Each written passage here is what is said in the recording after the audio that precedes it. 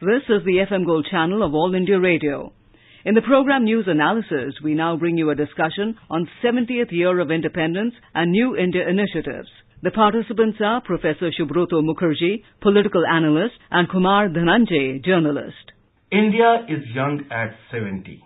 India, since independence, has made rapid progress in various fields. It has been an eventful journey. Democracy has not only survived, but has thrived. Many experiments have succeeded. Some failed too. But this journey has been interesting, that has thrown new narratives. Professor Subroto Mukherjee, look at last 70 years since India's independence. How will you look at this narrative? As you say, much to celebrate, much to think and plan for the future. And I think the entire thrust of the Prime Minister's speech, and if you take it along with the President's speech yesterday, one of the head of the state and another of the head of the government, makes a clear statement of what is the perception of the present government in leading the country for the coming years and the achievement of the past and then the historical antecedents. I think the most important point in that is that we have made progress, but then we have to hurry up. And that can be possible if there are certain factors that we can take into account and then really lead towards a speedy development in completing the incompleteness of the project that we started in 1947. And there I think the Prime Minister reminded us of our historical heritage, the sacrifice of the freedom fighters and the vision they had, beginning with Champaran, really envisaged a very important episode in India's national life, that the national spirit that was inculcated between 1942 and 47, and in a way, he said that spirit we must revive again and lead the nation to a new height. From Quit India movement in 1942 to the independence in 1947, it was a 5 years thing. Finally, we got independence. Today, now Prime Minister made a vision for 2022. Today we are in 2017.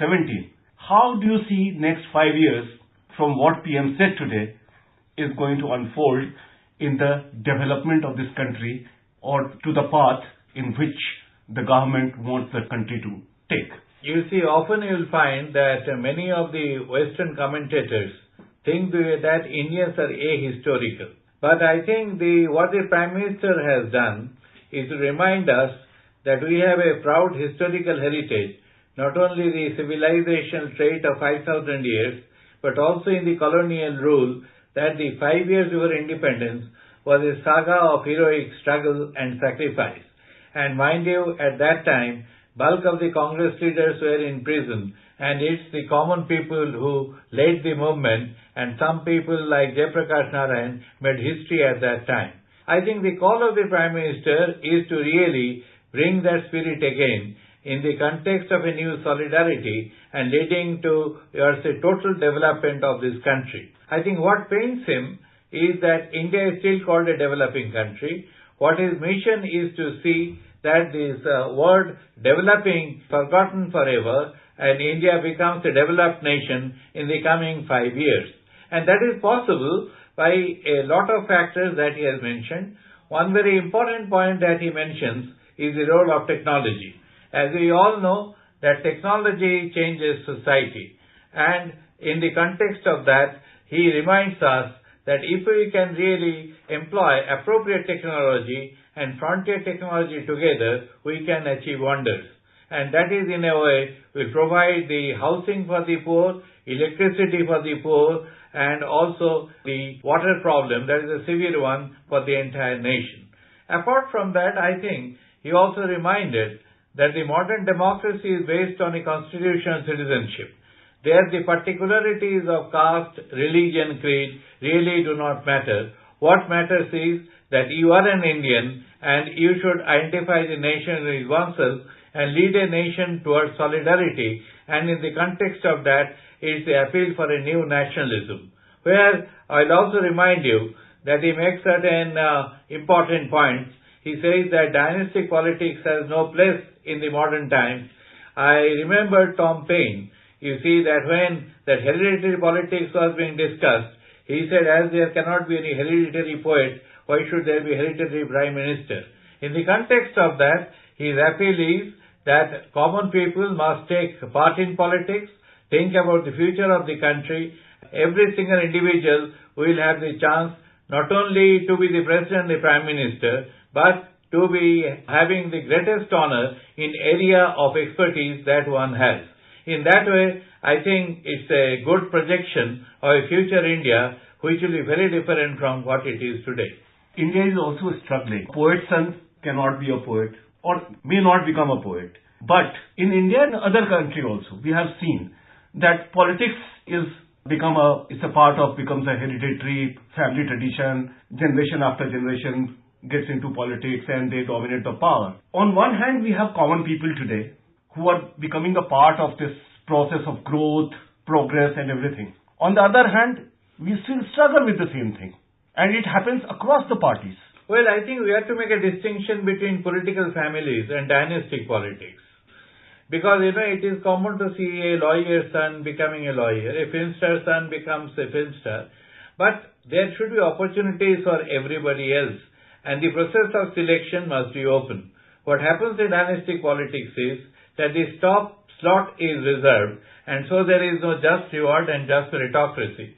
And I like to point out, because of the prevailing feudal attitude in many of our elite, we find that the anti-defection law has not spread democracy, it has really perpetuated dynastic politics, both at the national level and at the regional level.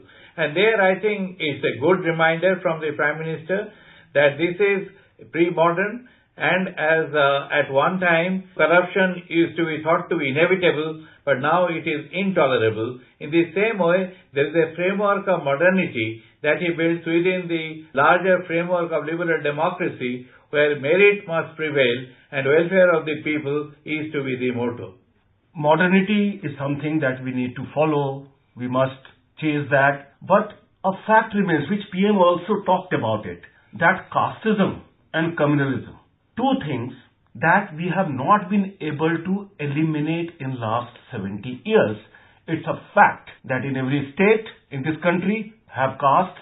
In every state, at some point of time, we had communal violence as well.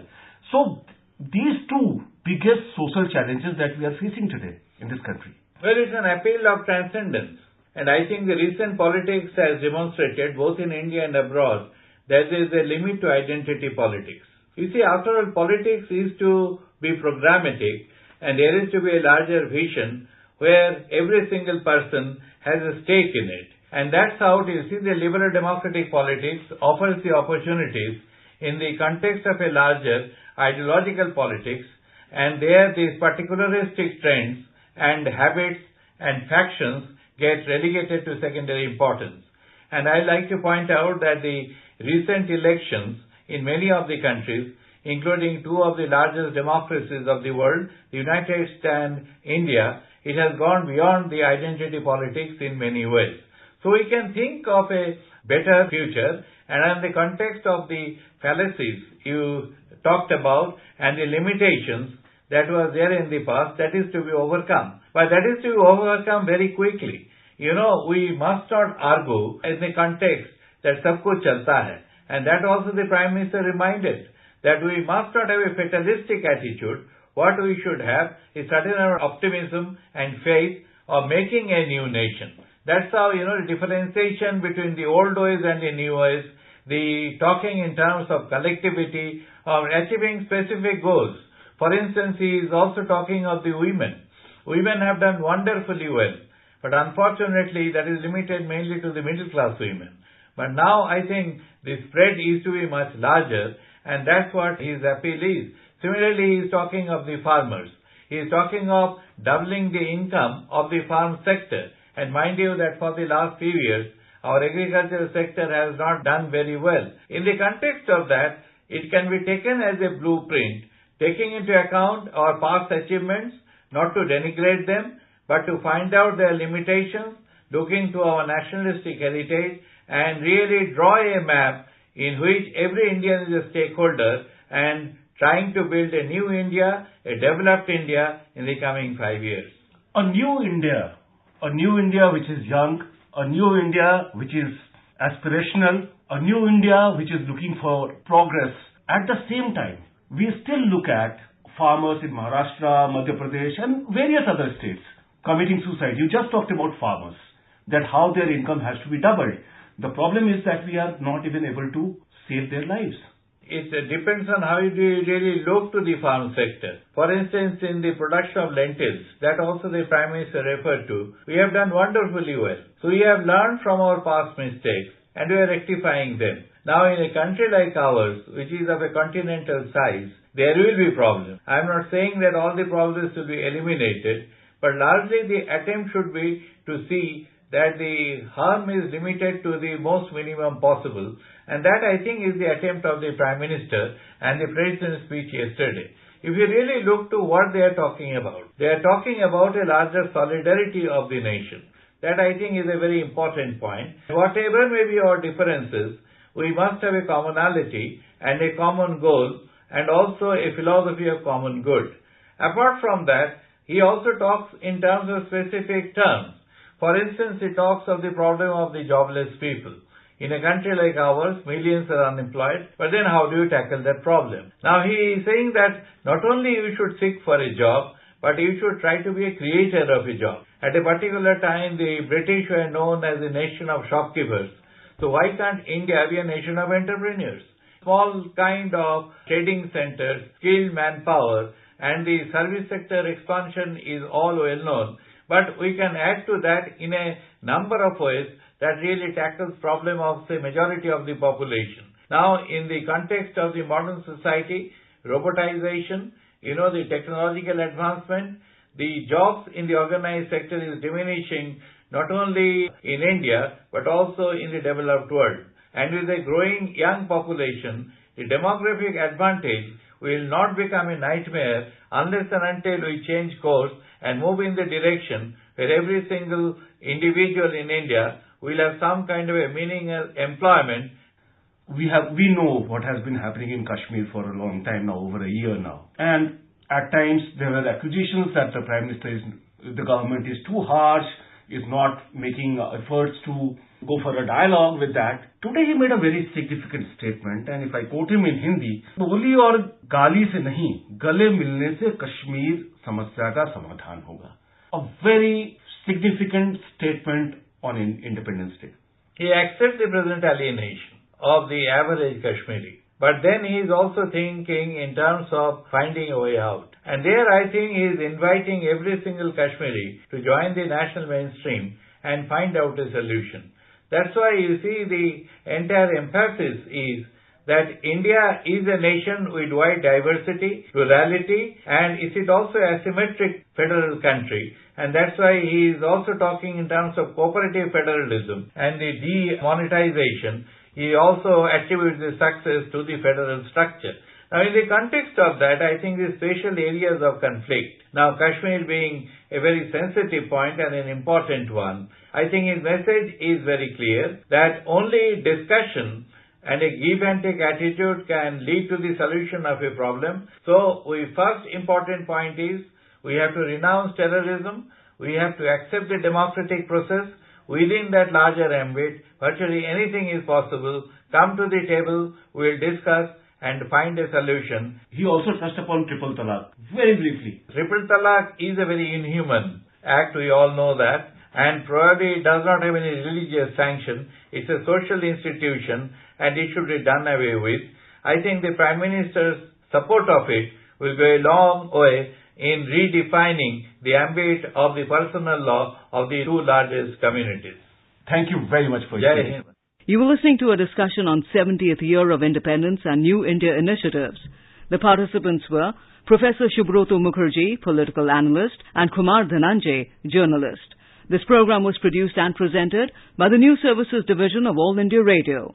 This program is also available on our website, newsonair.nic.in. You may email your opinion about this program at airnsdtalks@gmail.com.